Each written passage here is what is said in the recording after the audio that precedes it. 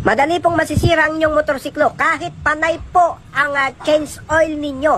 Kung hindi nyo linilinisan yung ituturo kong ito sa inyo na dapat na linisan. Importante po ito para po sa mga sila na mismo ang nag-change oil sa kanilang motorsiklo. Yung ganitong klaseng motorsiklo, kapag na-idre nyo na yung langis niya, kinakailangan pong buksan nyo po ito. Ito, yan.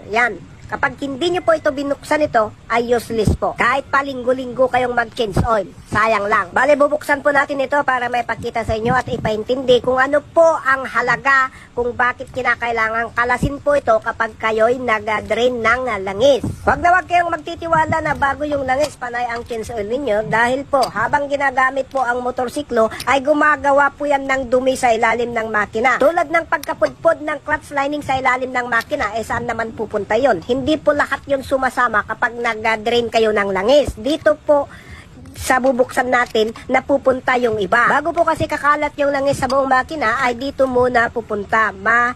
Ma-i-screen po dito. Kaya meron pong filter screen dito. Kapag madumi na po ito, kapag hindi ninyo lininisan ito kahit panay ang change oil ninyo, edi wala rin. Tignan nyo po itong filter screen niya, no? Ayan. Halos barado na lahat yung maliliit na butas. Oh. Di paano yan kung hindi natin lilinisan ito. Kahit pa bagong-bago yung langis, hindi po makakalusot dito kung totally na